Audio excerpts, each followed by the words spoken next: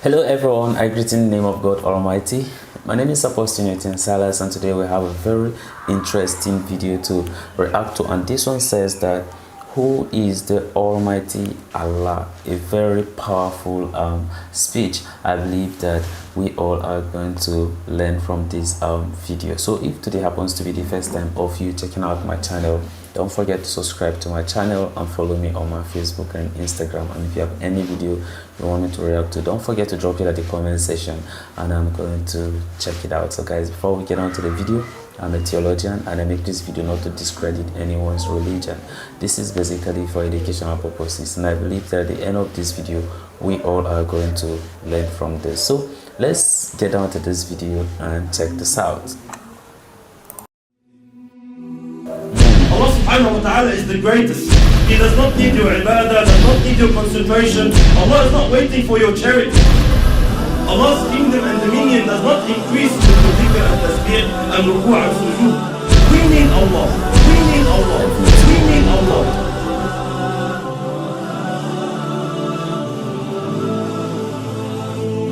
The issue of salat, the problem that we are facing with salat is that salat has to do with spirituality.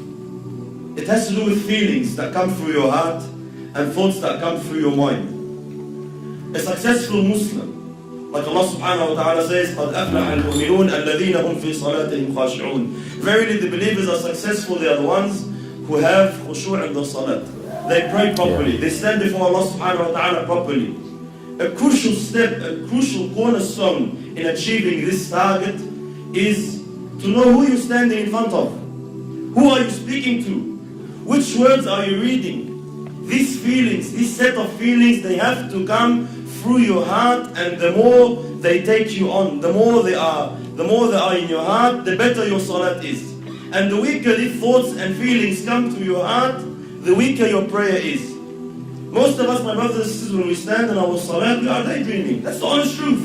90% of us, we're daydreaming in our salat. We're not even thinking of what we are supposed to think about. The thought of thinking of something doesn't exist. Why? Because the intention is not there, the strength is not there, the understanding is not there. This is why briefly, inshallah, what feelings, what emotions must come through our hearts standing before Allah subhanahu wa ta'ala? How can we assist? How can we basically amplify these feelings? Number one, knowing who Allah subhanahu wa ta'ala is. Who am I talking to? Who am I standing in front of? Allah subhanahu wa ta'ala, my brothers and sisters, does not need us.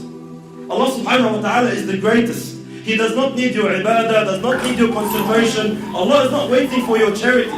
Allah's kingdom and dominion does not increase with your dhikr and tasbih and ruku' and sujood. We need Allah. We should be honored. Every single one of us, the second you make takbir, the second you say Allahu Akbar, should be honored. That Allah subhanahu wa ta'ala has allowed you a window of opportunity to speak to Him, to stand before Him. This is why the ulama say, whoever wants to talk to Allah, he should pray. You want to talk to Allah, start praying. When you're praying, you are directly, with no barriers, with no intermediaries, with no interpreters, you are speaking to your Lord, your Creator. This is why very, very important that we realize who we're talking to, my brothers. It's a small brief hadith. You know, Allahu Akbar, the understanding we should have who Allah subhanahu wa ta'ala is. Muhammad sallallahu alayhi wa sallam says in the authentic hadith, أَطَّتِ السَّمَاء وَحُقَّ لَهَا أَنْ طَئِتْ. The heavens have squeaked. You know, when you jump on a horse or a camel, the saddle makes a squeaky noise from the weight. أَطَّتِ السَّمَاء وَحُقَّ لَهَا أَنْ طَئِتْ. The heavens have squeaked, and they have a right to squeak. ما فيها موضع أربع أصابع. Our Prophet is saying, our teacher is saying, sallallahu alaihi wasallam, there's no space of 4 fingers in all this universe, إلا وملك ساجد لله تعالى, except that there is an angel who has prostrated his head before Allah subhanahu wa ta'ala. Every 4 fingers, billions and billions of angels, billions and billions of creations of Allah are continuously praising Allah subhanahu wa ta'ala. Allah subhanahu wa ta'ala says, تُسَبِّحُ لَهُ السَّمَوَاتُ السَّبْعُ. The 7 heavens and what it contains and what is in there. تُسَبِّحُ لَهُ السَّمَوَاتُ السَّبْعُ وَالْأَرْضُ, and the land, وَمَنْ فِيهِنْ, and everyone inside it, and everyone within the boundaries. تُسَبِّحُ لَهُ السَّمَوَاتُ السَّبْعُ وَالْأَرْضُ وَمَنْ فِيهِنْ وَإِن مِّن شَيْءٍ إِلَّا يُسَبِّحُ بِحَمْدِهِ وَلَكِنْ لَا تَفْقَهُونَ تَسْبِيحَهُ. Everything is praising Allah. Rock, land, tree, whatever it is praising Allah, glorifying Allah. وَلَكِنْ لَا تَفْقَهُونَ تَسْبِحَهُ إِنَّهُ كَانَ حَلِيمًا غَفُورًا. But you don't understand, you don't comprehend the praise, you can't hear the praise. But everything is praising Allah. Allah is not in need of you. Allah is not in need of you standing, feeling obliged like most of us. Why do we pray? Majority of us, my brothers, we pray to offload the obligation. Alhamdulillah, I finished my salat. If you come and stand before Allah with this intention, are you unaware that Allah subhanahu wa ta'ala knows exactly what is going through your heart at that stage? When you come and say, I just want to get dhuhr over and done with. These feelings that come to us, we don't say them in public. No one comes and says, Allah, khalasna ba'a, let's pray. No one says that. No one says to his man, get over and done with, khalas. We say, let's go pray over in my heart. Allah, please, let's go over and done with. This feeling that I'm praying just to offload the burden of salat is not the right feeling you should have. You should be honored, my brothers and sisters, wallahi, in issues of dunya. When we deal in our dunya here, with human beings like us, wallahi, subhanallah, if you stand in front of someone you're afraid of, like a judge in court, or a bully of some sort in Auburn, or a president, a prime minister, an ASU agent, wherever you stand in front of, what happens to you naturally, without no motivation, without no one to have to give you a 7-step course of how to fear him, naturally speaking, subhanallah, your heart starts pounding. You feel something. When you stand in front of the judge and he's about to announce the decision whether you'll got 15 years in jail or not, your heart starts pounding naturally. No one needs to give you a course. Why? Because we are aware who this person is. I know who he is. I know what authority he has. I know what he can do. I know what he can decide now. He can wreck my life. And because I know this, naturally the feeling, the emotion comes naturally. The problem is when we deal with Allah, these feelings do not exist. You stand before Allah and you're daydreaming. We all know Allah knows what's in your heart. يَعْلَمُ السِّرَّ وَأَخْفَى. But it does not move anything in you. Every blue moon, every now and then, maybe in Ramadan when you're feeling down, something that you're going through trouble with your family, you want to get married, you get some emotion. Other than that, our salat is just far off where it should be. Why? We are unaware who you are standing in front of. The understanding that Allah now subhanahu wa ta'ala has allowed you to speak to Him. Wallahi, my brothers and sisters, wallahi, we see Muslims in this dunya, they get to meet a sinner, let's say an actor or an actress or a pop star of some sort, and they are so overwhelmed by the fact that they had an opportunity to get his signature or her signature. They're just so overwhelmed, they would say, they'll be speechless. I'm actually standing in front of you, I can't believe it. And they'll be so touched that, he's allowed them 5 minutes of his time. We have these feelings with mashayikh even. Sometimes the super sheikh comes from overseas and we find all the boys and they're, Allah Akbar, I'm giving him salam, I can't believe it. Subhanallah, every time I see such a situation, it always reminds me of Allah. Subhanallah, who is this person? Regardless, all ranks preserved. Who is this person? The Shaykh once said, imagine if you were to meet Muhammad sallallahu alayhi wa sallam, what would you feel? Imagine if Rasulullah sallallahu said, I'll give you 5 minutes of my time, come meet me. What would you think? Would you daydream? Would you be sitting with Rasulullah thinking of your wife? Would you be sitting with Muhammad sallallahu alayhi wa sallam thinking about work? No way on earth. Why? Prophet of Allah is here. You'll be taken. You'll be absorbed in the discussion. But subhanallah, we stand before Allah every day 5 times daydreaming. Why? We are unaware who Allah subhanahu wa ta'ala is. And how patient is Allah?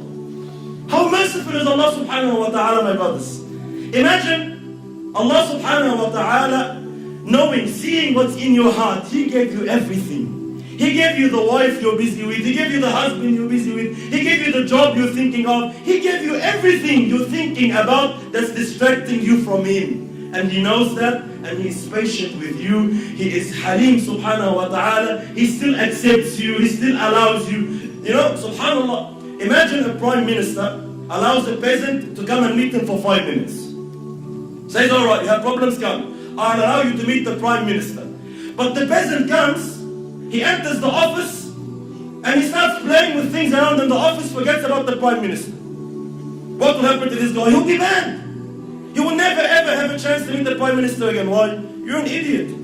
We allowed you the chance, we opened the door for you, and you don't want to present your situation. You don't want to say anything.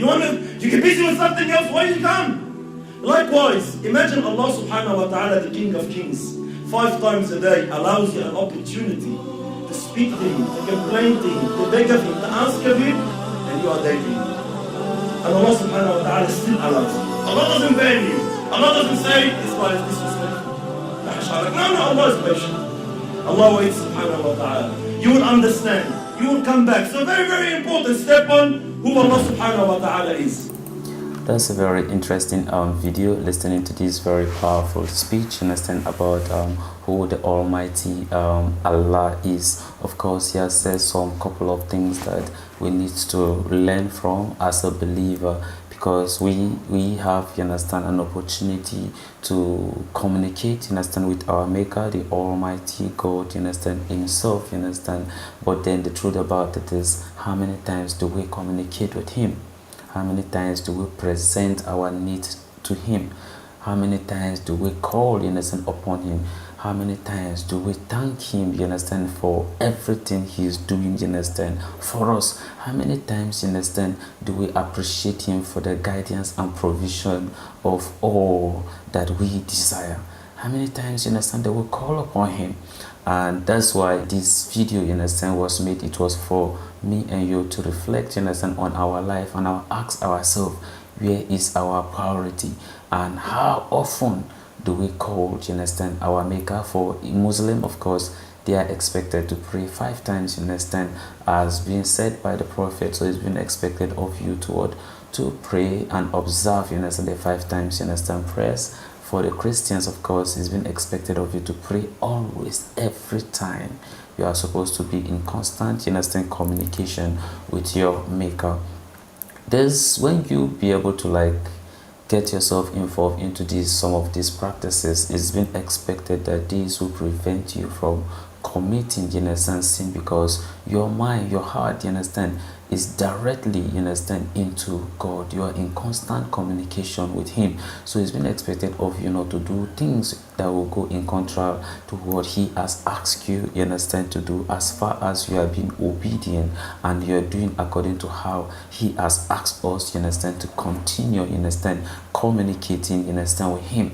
But then at the cost of trying to observe all these, you understand, prayers and what he have said, is been expected, you understand, that we should not do it under compulsion of us, just do it to fulfill an obligation. But then let's have this desire, this love, you understand, in our heart, that when we had the opportunity of communicating with our Maker, then let our heart, in a sense, should be fully there.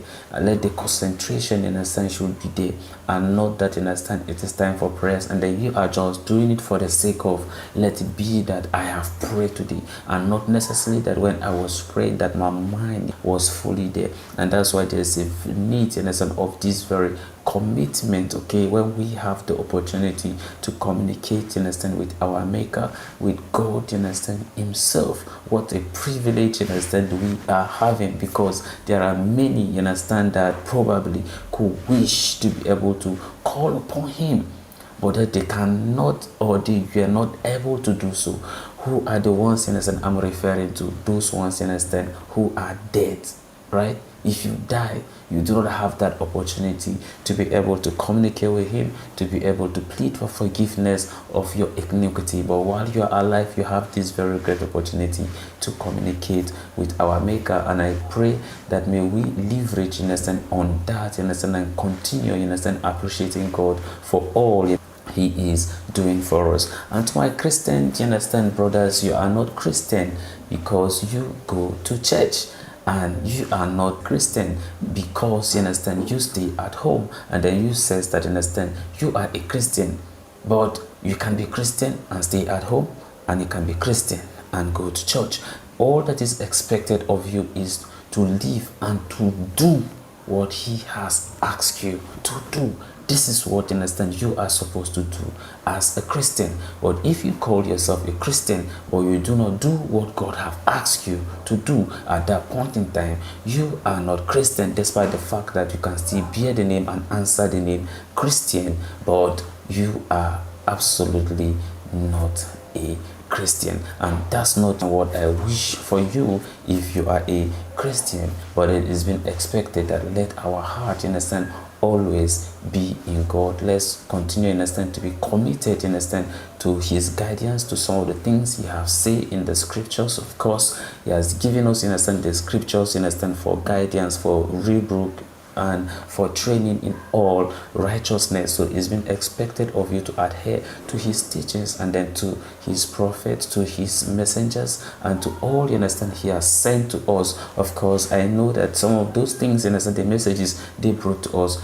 they were good news. They were not nothing, you understand, that is of earthly, you understand, benefit, but to prepare us, you understand, for the eternal, you understand, place that he has for you and me. What a privilege that at the judgment day, if we pass, then we can be able to see our maker for who he is. Imagine you making it, understand, to heaven. See how beautiful it's gonna be.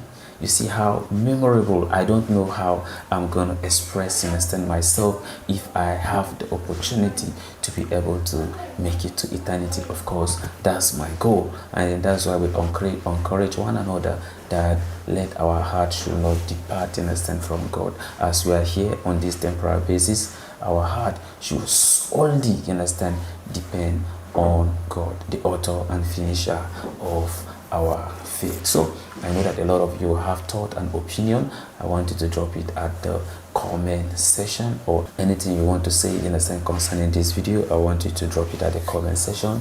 Let's all learn from one another. So this is the end of my video. If you like my reaction, you should like, share, and subscribe. And if you have any video you want me to react to, don't forget to drop it at the comment section, and I'm going to check it out. So you remain blessed, and I see you in my next video. Bye bye.